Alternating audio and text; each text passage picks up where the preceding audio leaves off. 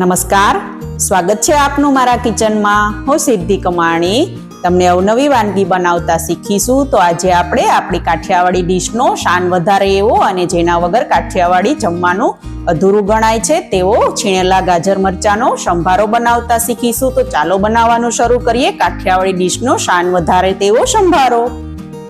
જમવાની ડીશનો સ્વાદ વધારી દે તેવો ગાજર મરચાંનો છીણેલા સંભારો બનાવવા માટેના ઇન્ગ્રેડિયન્ટ્સ આપણે અહીંયા જોઈ લઈએ.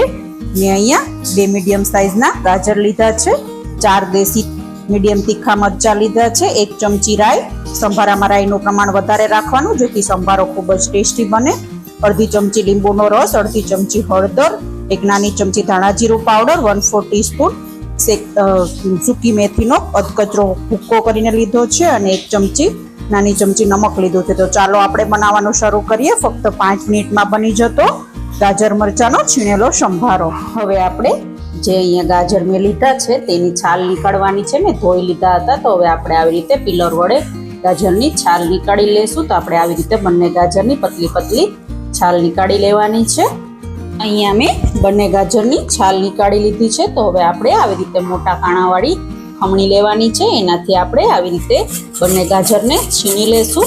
આપણે છીણીને સંભારો બનાવવાનો છે એટલે ફક્ત 5 મિનિટમાં સંભારો બની જશે અને છીણેલો સંભારો ખૂબ જ ટેસ્ટી લાગે છે. તો આવી રીતે આપણે બંને ગાજરને છીણી લેવાના છે. અહીંયા મેં ગાજરને છીણી લીધા છે. તો હવે આપણે અહીંયા જે મરચાં લીધા છે દેશી મરચાં, તેને આવી રીતે વચ્ચેથી 2 ભાગ કરી એની અંદરથી બીને જે નસોનો ભાગ હોય તે આપણે એક વેસ્ટ બાઉલની અંદર કાઢી લેશું અને પછી આપણે એને નાના નાના કટકામાં સમારી લેવાના છે. મરચાં ગાજરના સંભારામાં એડ કરવાથી ખૂબ જ ટેસ્ટી સંભારો બને છે. તીખો અને ખરાશ પડતો સંભારો હોય તો આપણને ખાવાની મજા આવે છે. એટલા માટે મરચાં એડ કરવા. જો તમે બાળકોને લંચમાં બનાવી દેતા હોય તો તમે મરચાંને સ્કીપ પણ કરી શકો છો. લંચમાં બાળકોને સંભારો બનાવીને આપો તો એમાં ઓઇલ ઓછું હોય છે, એટલા માટે લંચમાં બાળકોને સંભારો મસ્ત ખાવામાં ટેસ્ટી લાગે છે. એટલે બાળકો તમારી બધી રોટી લંચની ફિનિશ કરીને આવશે. તો આવી રીતે આપણે બધા જ મરચાંને બી કાઢી અને નાના નાના ટુકડામાં સમારી લેશું. અહીંયા મેં મરચાંને પણ સમારી લીધા છે. તો હવે આપણે સંભારાનો વઘાર કરવાનો છે. તો એના માટે મેં અહીંયા એક નોનસ્ટિક પેન લીધી છે. કોઈ પણ પેન તમે લઈ અને સંભારાનો વઘાર કરી શકો છો.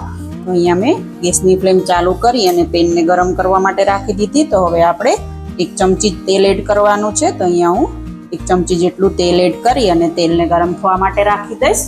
અહીંયા તેલ ગરમ થઈ ગયું છે. તો તેલની અંદર આપણે જે અહીંયા રાઈ લીધી હતી તે તેલની અંદર આવી રીતે એડ કરી દેવાની છે અને બધી જ રાઈને ફૂટવા દેવાની છે. અને હવે આપણે અહીંયા મેથી અધકચરો પાવડર સૂકી મેથીનો લીધો હતો તે પણ એડ કરી દઈશું અને બંનેને ફૂટવા દઈશું, એટલે સાંતળવા દઈશું તેલની અંદર. તો આપણા સંભારામાં એનો ટેસ્ટ ખૂબ જ મસ્ત આવે છે અને સ્મેલ પણ ખૂબ જ મસ્ત આવે છે. તો હવે આપણે અહીંયા હળદર એડ કરી દઈશું અને અહીંયા જે નમક લીધું હતું તે એડ કરી દઈશું. અને હવે આપણે જે અહીંયા ગાજર છીણીને લીધા હતા તેને એડ કરી દેવાના છે અને બધા જ વઘારની અંદર આપણે ગાજરની છીણને વ્યવસ્થિત રીતે મિક્સ કરી લઈશું. અહીંયા મેં ગાજરના છીણને વઘારમાં મસ્ત મિક્સ કરી લીધું છે અને છીણને પાકતા કંઈ વાર લાગતી નથી, એટલા માટે આપણે જે મરચાંના ટુકડા કર્યા હતા તેને પણ એડ કરી દેવાના છે અને આવી રીતે ચમચા વડે ચલાવતા સંભારાને પકવવાનો છે. આપણો સંભારો ફક્ત 2 થી 3 મિનિટ અથવા વધીને 5 મિનિટમાં રેડી થઈ જાય છે. તો અહીંયા આપણા મરચાં અને ગાજર મસ્ત મિક્સ થઈ જાય એટલે આવી રીતે અને મસ્ત પાકી જાય ત્યાં સુધી જ આપણે એને પકવવાનું છે. તો હવે આપણે આવી રીતે ચલાવતા 1 મિનિટ માટે સંભારાને પકાવી લેશું અને પછી ગેસની ફ્લેમ બંધ કરી દેવાની છે. તમને મારી અવનવી વાનગી પસંદ આવતી હોય તો ચેનલને સબસ્ક્રાઈબ કરો, વિડીયોને લાઈક કરો અને શેર કરો. તો અહીંયા આપણો સંભારો મસ્ત પાકી ગયો છે. તો હવે આપણે ગેસની ફ્લેમ બંધ કરી દઈશું અને અહીંયા આપણે જે ધાણા જીરું પાવડર લીધો હતો તે એડ કરી દઈશું અને અહીંયા લીંબુનો રસ લીધો હતો તે પણ એડ કરી દઈશું.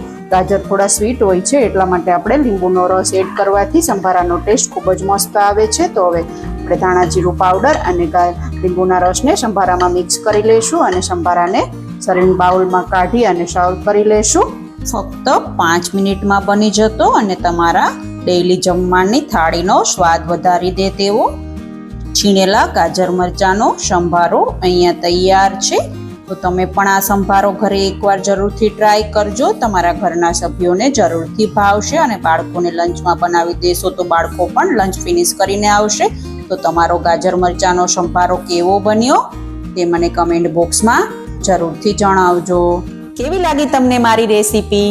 જો તમને મારી રેસીપી પસંદ આવી હોય તો તમે મારી ચેનલને સબસ્ક્રાઇબ કરો, વિડીયોને લાઇક કરો અને શેર કરો. અને તમે ફેસબુક અને ઇન્સ્ટાગ્રામના માધ્યમથી જોતા હોય તો મારા પેજને ફોલો કરો, વિડીયોને લાઇક કરો અને ગ્રુપમાં શેર કરો. તો આવી અવનવી વાનગીઓ માટે આપણે મળતા રહીશું. Thanks for watching.